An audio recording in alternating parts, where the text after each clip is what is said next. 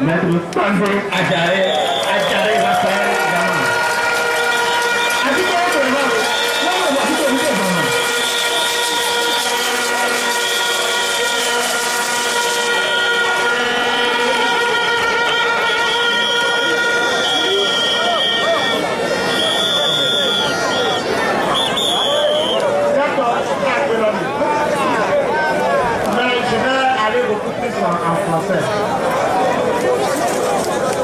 Je vais vous dire une vérité. Mignan Kensi et Bemehanama. Elle avait dit Djounou. Il dit Djounou parce que Mignan en manifestation.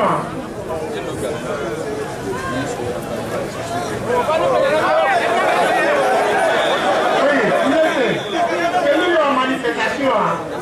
La France. C'est une année de RFI à un peu souvent. Et la FMB, les millions de tonnes de Koussoubé, les Wazou, fait Togo du année 3, Amro, là, nous a filé, là, nous avons nous commis. Là, nous avons envoyé fausses informations à RFI. La globé, et puis à Monto souvent.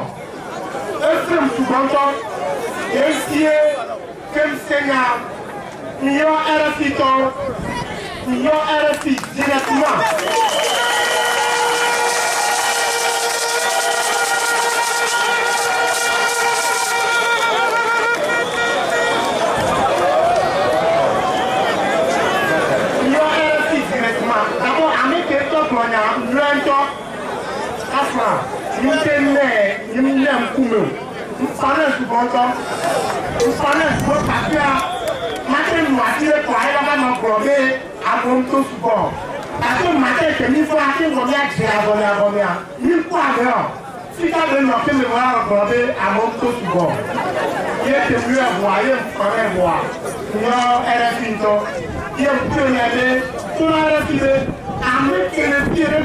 Information de Yogosia a mis dans de crédibilité. Tout le monde est là, excusez avant le tournament, à 13h, ils ont rectifié ce qu'ils ont dit à midi 30.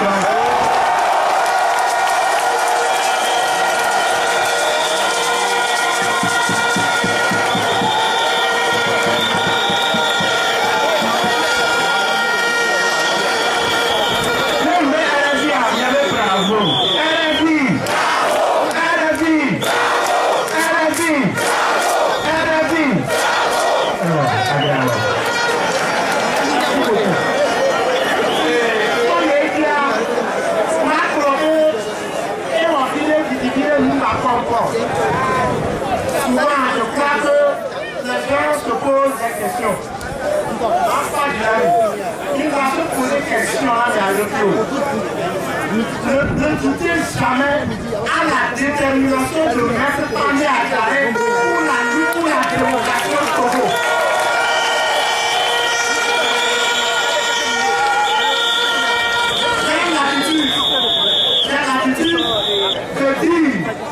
Je dis, tout la mère que j'écris, que lorsqu'on lutte pour la cause d'un peuple, on ne trahit pas, sinon on est maudit.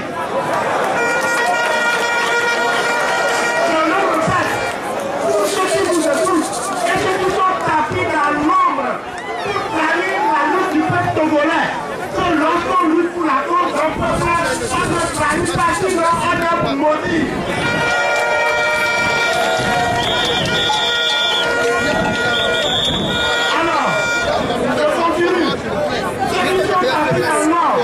Pour trahir la lutte de l'organisation de défense des droits de l'homme, pour trahir la lutte de cap militaire, si ce ne sont les syndicats, ils seront tous maudits.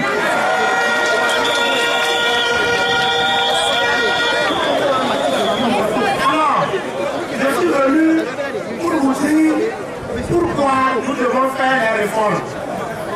Mais compte tenu du fait que ma voix ne porte pas loin à cause de ce que je viens de vous dire, je vais tout simplement vous dire ceci. Vous savez, aujourd'hui, je voudrais commencer par où je devrais finir. Moi, Togolais, vivant dans une république Je ne peux jamais accepter être dirigé par un père pendant 38 ans et être dirigé encore par le fils plus de 10 ans. Je ne peux jamais l'accepter.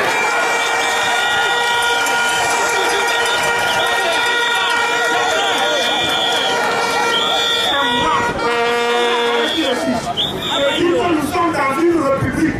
Et dans une république, après mon père ait fait 38 ans, la République ne peut pas accepter que son fils passe plus de 10 ans. Ce n'est pas possible.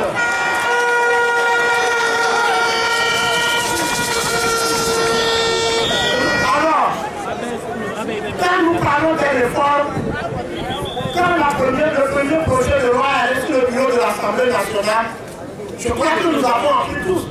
On se demande, mais écoutez, oui, mais vous voulez qu'on fasse la modification constitutionnelle. Mais qu'en est-il pour la candidature du président Paul Nassimbe? Mais finalement, excusez-moi, c'est quoi la candidature du président Paul Nassimbe? Il faut qu'on se dise la vérité. Bon, il a tout dans un avion de Noé. Quand je ne peux pas lier la question des réformes à la candidature de Paul Nassimbe, ce n'est pas possible. Il faut qu'on soit sérieux. Quand on est dans une république, on n'est pas dans une république. Le président Paul Nassimbe, il est un citoyen togolais. Le Togo compte plus de 7 millions de population. Pourquoi on va ramener la question des réformes à nous seuls? Ce n'est pas possible. C'est pourquoi nous disons, nous les organisations de défense des droits de l'homme, que c'est un faux débat. Il faut dissocier la question des réformes à la problématique de la candidature du président Paul Nassimbe.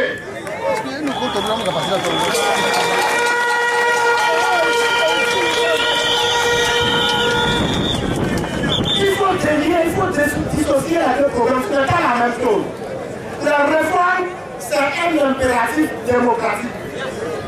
La réforme, c'est tout le peuple togolais qui le réclame. Le président Paul Nassimbe veut être candidat pour ses intérêts personnels, pour les intérêts de son parti. La question des réformes, c'est une question d'intérêt national. Ensuite, je voudrais dire aussi que ce n'est pas à l'Assemblée nationale qu'on fait le débat des candidatures des candidats aux élections présidentielles.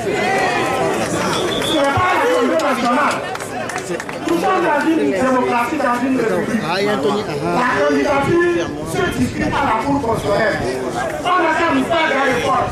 Il ne faut jamais nous dire que si vous voulez faire des réformes, il faut un consensus pour que, bon, faire en sorte que la candidature d'une personne puisse passer. Nous disons non à ça.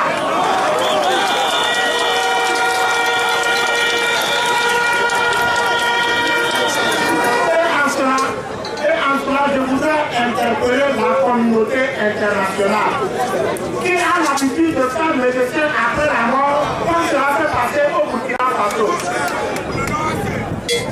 Vous savez, nous avons écouté Barack Obama. Nous avons écouté l'ancien président de l'Assemblée nationale, M. Moustapha Niasse.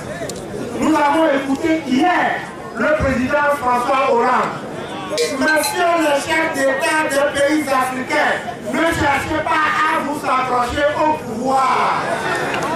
Monsieur le président de la République togolaise, ne cherche pas à t'accrocher au pouvoir.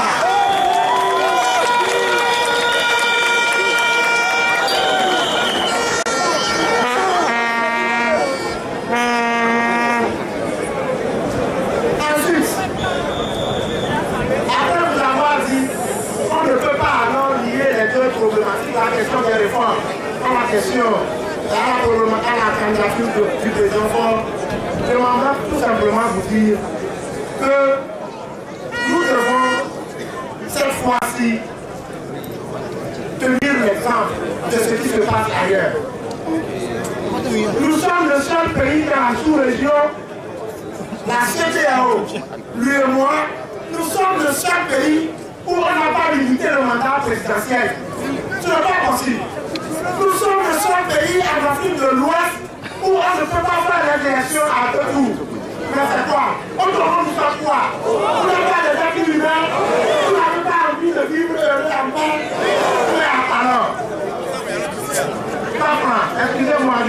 pas bien dedans, mais je sais quand même qu'on dit, nous avons notre poids, nous avons notre data, nous avons.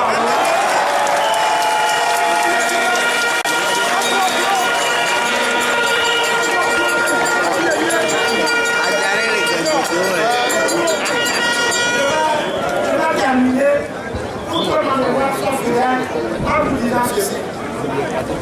Le général de Gaulle disait, celui qui veut commander aux hommes doit se souvenir de leur souffrance et de sa propre faiblesse. Peuple togolais, tu as le désir poussé pour le changement. Sors de ta peur et prends ton courage à deux mains. Ne sois pas un mauvais élève de la démocratie et de la bonne gouvernance.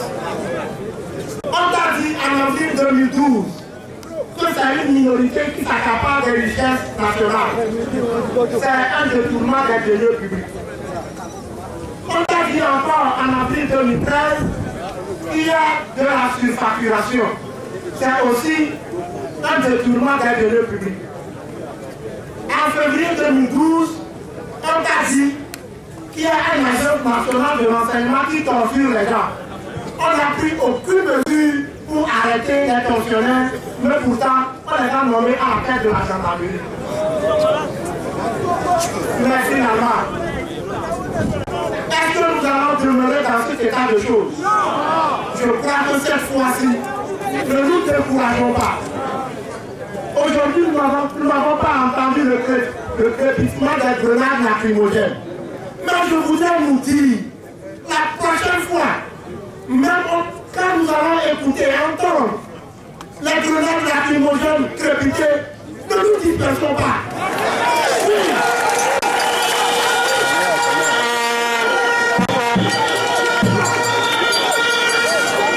Cette manifestation est pacifique. Excusez-moi, nous avons la preuve aujourd'hui. Quand nous marchons aujourd'hui, est-ce que quelqu'un a cassé quelque chose? Personne n'a rien cassé. Nous avons la preuve aujourd'hui que ce sont eux qui nous provoquent. Et je voudrais vous inviter, la jeunesse togolaise, les étudiants, les hommes de service, les élèves, ceux qui n'ont rien à faire. Si vous écoutez les bruits d'une grenade lacrymogène, ne courez pas, ne fuyez pas. C'est en résistant à l'oppression que nous allons vaincre.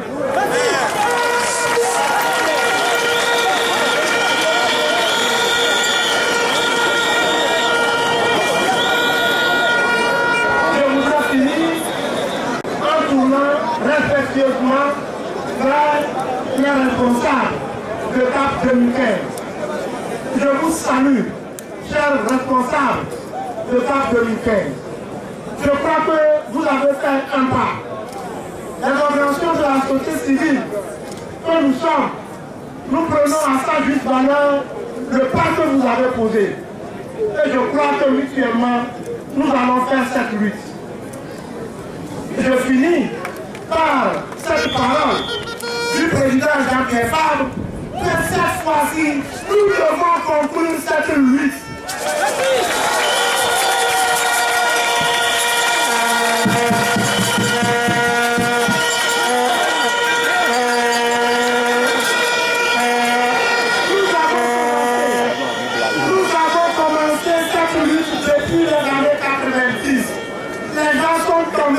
En 2005, on a dénombré plus de 1000 morts. Nous n'allons pas terminer cette lutte sans la conclure. Il faut conclure cette lutte et dire que cette fois-ci, en 2015, nous aurons l'alternance à la tête de ce pouvoir.